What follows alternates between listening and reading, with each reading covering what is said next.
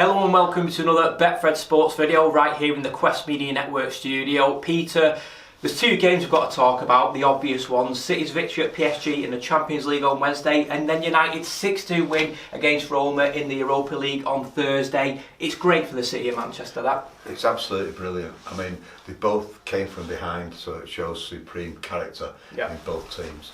I thought City a little bit got out of jail because not starting with no striker, and then the goals, you've got to say, were a little on the lucky side. But I mean, it was a cross from De Bruyne, and then the wall opened up for Mahrez's second. So in that argument, you know, Guardiola probably did get a little bit out of jail there, because he would have been lambasted if City hadn't made the most of the masses of chances that they created. But you know, who are we to argue? It's a 2-1 victory. The Betfred now have them 8-13, obviously odds on to win the Champions League outright. PSG have drifted to 10-1. I still think there's more to come in that tie, I think, with the players that they've got. But it was amazing how they capitulated in the second half. From, you've got to say, edging the first half and having a lead at that stage. So and they have got the players who can cause problems in that second leg next Tuesday at the Etihad. City are 3-4 to win that game with Betfred. A draw, which is a distinct possibility in the second leg, is 3-1. PSG 7-2, and Chelsea are now the most likely opponents for City in the final in Istanbul, and I know a lot of City fans are sweating on whether the Turkish lockdown will be over in time. Officially it is, but if it's extended or there's still problems in that area, it's whether the British government will allow the fans to travel there and, more to the point, return without any isolation. Yeah, well, hopefully fans can make the journey to Turkey, but that's if City do manage to reach the final. The ball is firmly in their court now. Peter, very quickly, this weekend in the Premier League, City can win the title at Crystal Palace. What are the odds looking like for this one? Yeah, well, City are huge favourites, 1-500 to actually win the Premier League. United 80-1, the only ones who could get, you could catch them. So City at Palace, be interesting again. He might bring his reserves back. We might see Sterling, Aguero, or Jesus. I mean, who'd have what sort of a team has reserves like that? They could put the second string out and they'd be in it. So Sterling, 5-1, has been a little unlucky to miss out at this key stage of the season, but he isn't putting that ball in the onion bag. No. He's lacking confidence. So inconsistent.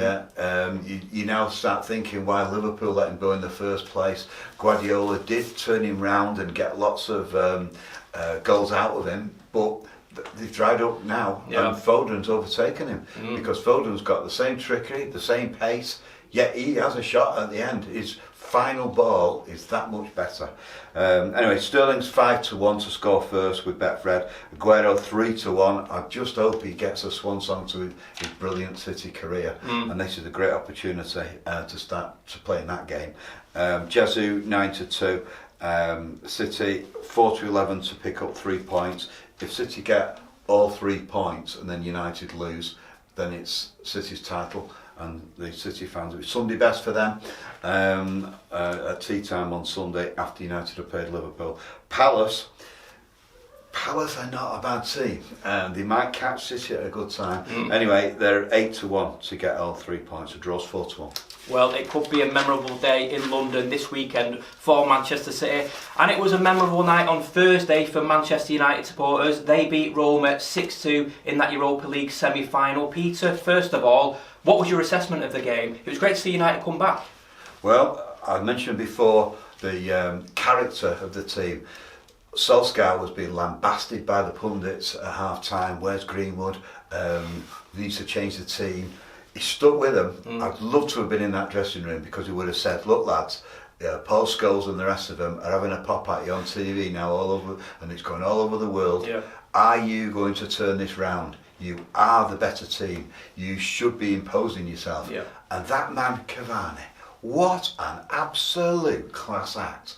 I mean, any young kid watching that should think about the intelligence that's needed to be a striker in modern day football. Yeah. His movement was phenomenal. This is a 34-year-old bloke pulling the defenders all over the place. And, you know, as all Italian teams are, they at least have decent defenders, and they certainly did. Roma the other night, and they were being dragged everywhere by Cavani.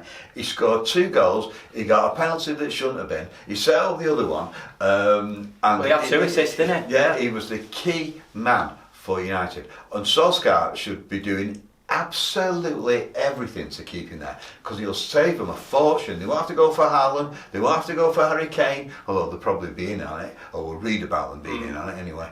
But with a player like that on the books, his movement, Greenwood should be looking at him and thinking to himself, if I'm half as good as him on movement and intelligence, I'm going to be a superstar too. Yeah.